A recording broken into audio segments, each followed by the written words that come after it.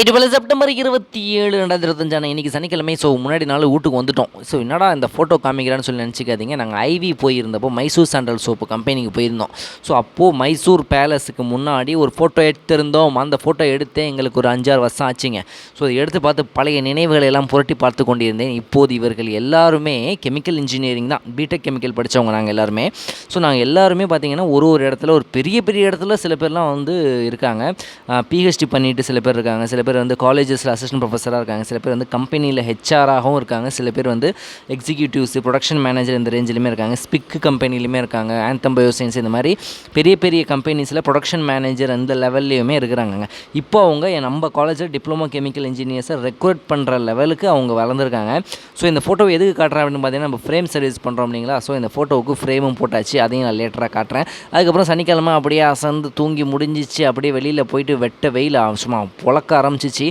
வாட்சை வந்து கொஞ்சம் சர்வீஸ் பண்ணலாம் அப்படின்னு சொல்லிட்டு வீட்டில் ஓடாமல் இருந்த வாரண்டியோடு இருந்த வாட்சை எடுத்துக்கொண்டு சென்றேன். அப்போ வாரண்டியோடு சேர்த்து ஒரு 100 ருபீஸுக்கு பேட்டரியை மட்டும் மாற்றி விட்டு, இது என்ன கடைன்னு பார்த்தீங்கன்னா ஒன்லி பிராண்டட் ஐட்டம்ஸ் மட்டும் செல் பண்ணக்கூடிய சூரியன் சன்ஸு 2 கடை மணிக்குண்டுக்கிட்டு இருக்கீங்க மயிலாடுதுறையில்.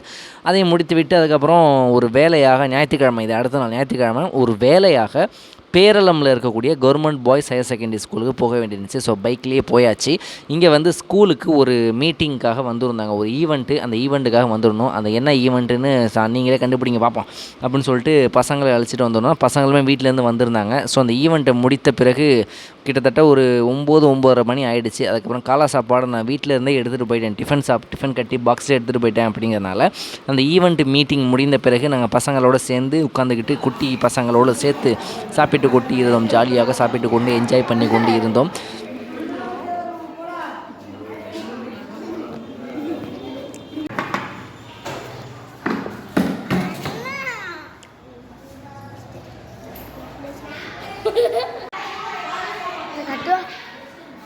அதுக்கப்புறம் அந்த ஈவெண்ட்டு முடிஞ்சிச்சு. ஸோ மயிலாடுதுறைக்கு கிளம்பி போயிட்டு அடுத்த நாள் காலேஜுக்கு கிளம்பி போகணுங்க.